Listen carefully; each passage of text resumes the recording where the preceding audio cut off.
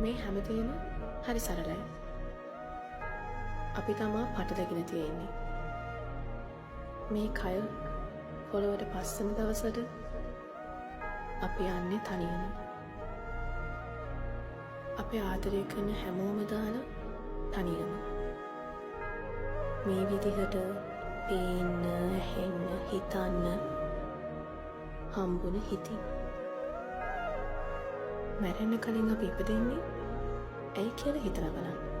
නොදැන මේකෙන් කලියෙන්ම යන්න බලන්නේ නැතුව.